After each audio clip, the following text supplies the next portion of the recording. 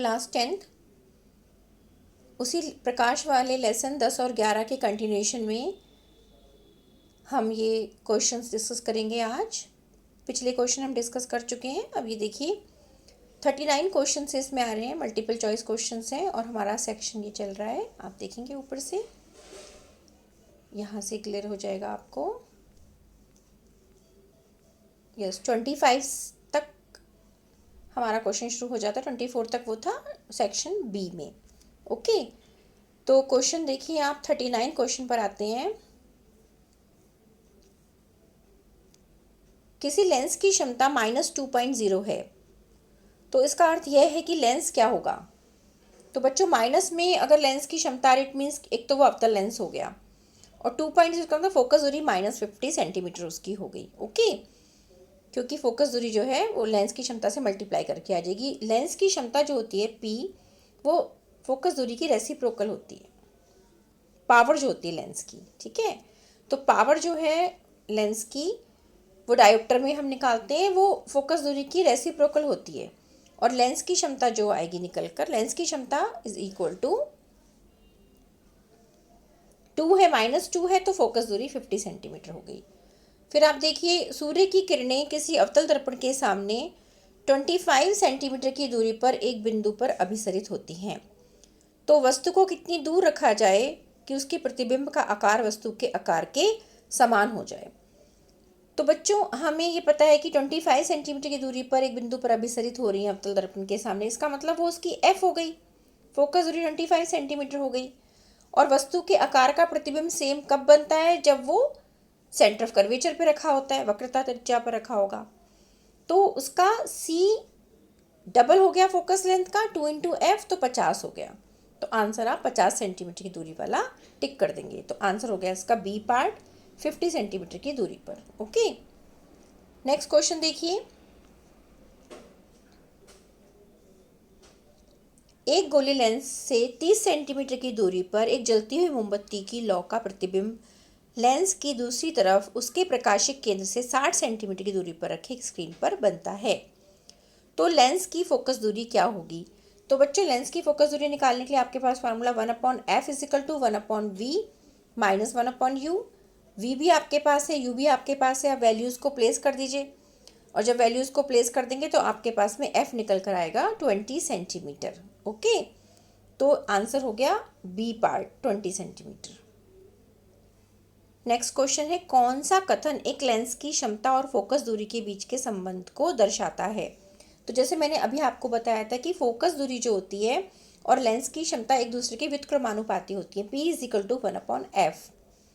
तो ये अगर P बढ़ेगा तो F घटेगा, और F घट रहा है इसका मतलब P बढ़ रहा है। तो लेंस की क्षमता बढ़ती है तो फोकस दूरी घटती है, रेसिप्रोकल है। तो इसका आंसर हो गया ए। नेक्स्ट क्वेश्चन देखेंगे। एक आयताकार कांच के गुटके से गुजरती प्रिज्म प्रकाश किरण के पथ का पता लगाने के लिए 4 विद्यार्थियों ने ये प्रयोग किए और इनको ऐसे सारणी में अपनी रिकॉर्ड कर लिया। ठीक है, अब देखिए विद्यार्थी एक ने जो रिकॉर्ड किया I और R की वैल्यू और E की वैल्यू, सेकंड की ये आ रही है, थर्ड की ये है, और फोर्थ की ये वैल्यूज़ है।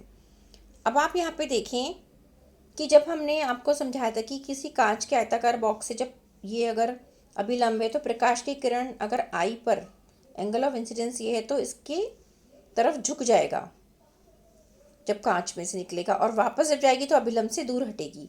तो माना ये वैल्यू 30 है तो ये अगली R की वैल्यू 30 से कम होनी चाहिए। ठीक है, कुछ कम होगी, और जब ये वापस निकलेगी तो लगभग 30 के बराबर ही इसके कोण होना चाहिए। तो हमारा यहाँ जो रिकॉर्ड है वो सेकंड पार्ट में आ रहा है कि पहली वैल्यू 30, लास्ट वाली 30 के बिल्कुल बराबर आ रही है लगभग, और बीच वाली वैल्यू 30 से कम है। बाकी वैल्यूज़ में अगर हम देखें तो बहुत कम ज़्यादा डिफरेंस आ रहा है, और वैल्यूज़ में डिफ्रेंसिएशन आ रहे हैं। इसका मतलब सेकंड वाले विद्यार्थी ने जो रिकॉर्ड किया है ऑब्जर्वेशन, वो बिल्कुल ठीक किया है कि 30 डिग्री और 30.5 ये बहुत ही कम डिफरेंस है। और साइन I साइन E, ये I की वैल्यू E के बराबर है, और R जो होता है वो थोड़ा बहुत कम होता है 30 डिग्री से, तो वो कम भी हो रहा है। इट मीन्स इसका आपका बी पार्ट हो गया, सेकंड पार्ट आंसर। ओके बच्चों, अब नेक्स्ट क्वेश्चन देखेंगे कि निर्यात के सापेक्ष हीरे का अपवर्तनांक 2.5 है। तो हीरे में प्रकाश का वेग मैंने आपको बताया था अपवर्तनांक n बराबर होता है स्पीड, जो वेग है वो निर्वात में divided by speed in the medium, किसी भी माध्यम में। अब माध्यम यहाँ पर हीरा लिया है तो v निकालना है हमें, तो v निकालने के लिए v बराबर हो जाएगा c/n, और c की वैल्यू आपको पता है प्रकाश की जो चाल होती है निर्वात में वो 3.0 × 10⁸ होती है मीटर पर सेकेंड। तो जब इस वैल्यू को हमने डिवाइड किया 3.0 × 10⁸ डिवाइडेड बाय 2.5, तो हमारे पास वैल्यू आ गई, ये कट गया, 25 से कम 25, 5 बचेंगे तो 25 दूनी 50, तो 1.2 × 10⁸। अब ढूंढ ले अपना आंसर, 1.2 × 10⁸ हमें यहाँ पर मिल गया। ठीक है, तो ये करेक्ट आंसर हो गया सी पार्ट। नेक्स्ट क्वेश्चन देखिए, निम्नलिखित में से किस स्थिति में अवतल दर्पण किसी वस्तु का वास्तविक से अधिक बड़ा प्रतिबिंब बना सकता है।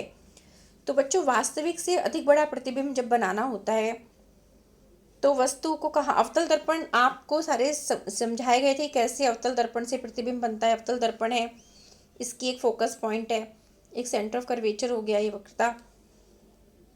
ठीक है, तो हम अगर कहाँ पर वस्तु जो है अधिक बड़ा प्रतिबिंब बना रही है, तो अगर हम वक्रता त्रिज्या और फोकस के बीच में वस्तु को रखते हैं तो एक किरण गई और फोकस उससे होकर जाएगी, दूसरी किरण जो होती है वो सी से कहीं जाकर मिलेंगी तो वास्तविक और बड़ा प्रतिबिंब बनाएंगी।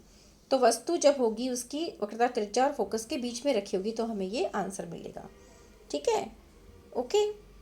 अब देखिए ये क्वेश्चन 47 तक आई थिंक इसमें आए हुए हैं जो हमने डिस्कस कर लिए, उसके बाद केस स्टडी हम अगले उसमें वीडियो में डिस्कस करेंगे। क्लियर? थैंक यू बच्चों।